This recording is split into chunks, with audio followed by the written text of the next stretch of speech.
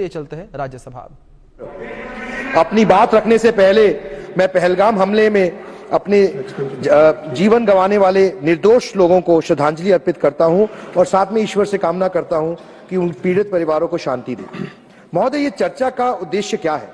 What is the purpose of today's debate? इस चर्चा का उद्देश्य ये नहीं है कि सरकार कुछ विपक्ष के लोगों को इस बात का एहसास दिलाए कि कितना ग्रैंड सक्सेस ऑपरेशन सिंदूर रहा है।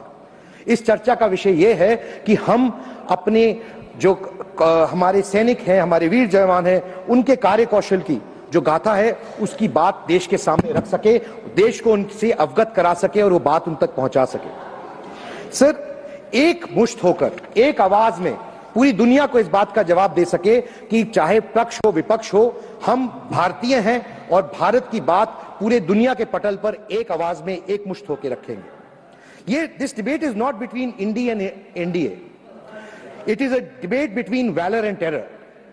वीरता और कायरता के बीच की यह डिबेट है, भारत और पाकिस्तान के बीच की यह डिबेट है।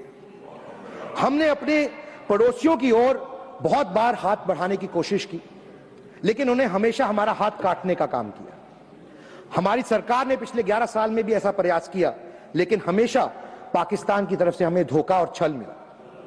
हमारे शास्त्रों में कहा गया है, अहिंसा परमो धर्म, धर्म हिंसा तत्वच। जब धर्म की रक्षा के लिए हिंसा आवश्यक हो तो वह धर्म ही है।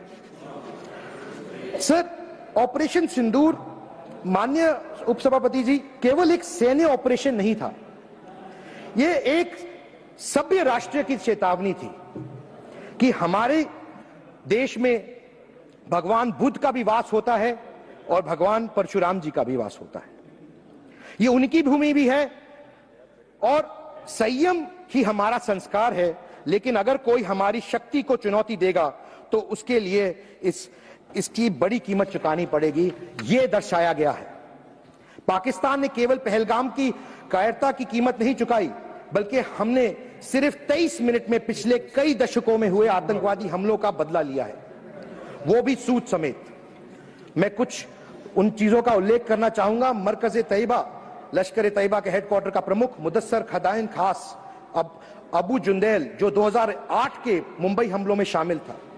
मरकज सुभान अल्लाह के प्रमुख और जश्न मोहम्मद के फंड रेजिंग करने वाले हाफिज मोहम्मद जमील, या फिर IC 814 हाईजैकिंग केस में शामिल जश्न मोहम्मद का मोहम्मद यूसुफ अजहर, ऐसे अनेकों लोगों को टारगेट किया गया और उनको